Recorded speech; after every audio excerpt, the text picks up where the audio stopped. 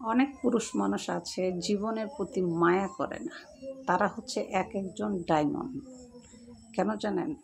তারা যদি জীবনের প্রতি মায়া করত তাহলে তারা কিন্তু বিয়ে করতো না।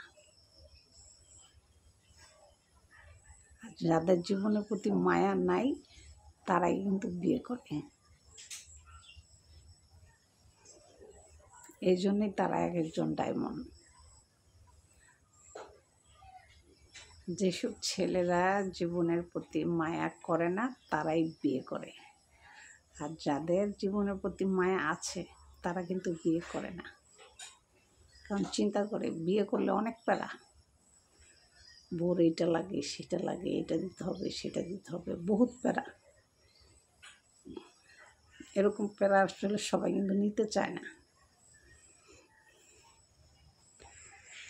এই জন্য যেসব ছেলেরা বিয়ে করে না বা বিয়ে করে,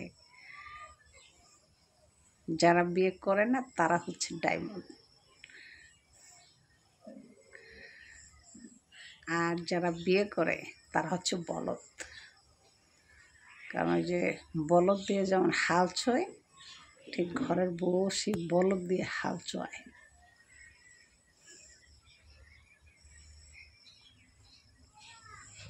অবশ্য বিয়ে আল্লাহ ফরজ করছে, এটা করতে হবে, না করলে হয় না। এটা হচ্ছে সবচেয়ে বড় কথা। বিয়ে করতে হবে, না করলে হবে না। বিয়ে করে শান্তি নেই তো। স্বামী ভালো না, বউ ভালো না, শ্বশুর শাশুড়ি ভালো না, কেউই ভালো না। পরের মেয়েকে কেউই আপন করতে চায় না, আবার পরের ছেলেকে কেউই আপন করতে চায় না। কথাটা তিতা হলেও এটাই বাস্তব।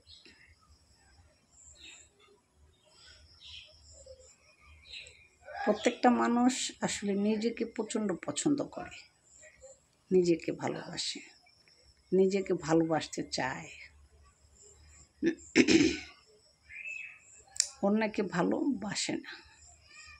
প্রত্যেকটা মানুষই সে শুধু নিজেকেই ভালোবাসতে চায়।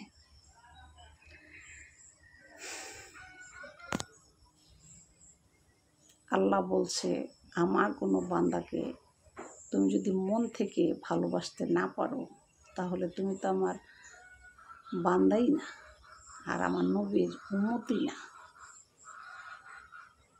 সবাইকে ভালোবাসতে হবে, সবাইকে বুঝে শুনে চলতে হবে, তাহলে জীবনের সফলতা তুমি পাবা। এটাই বাস্তব।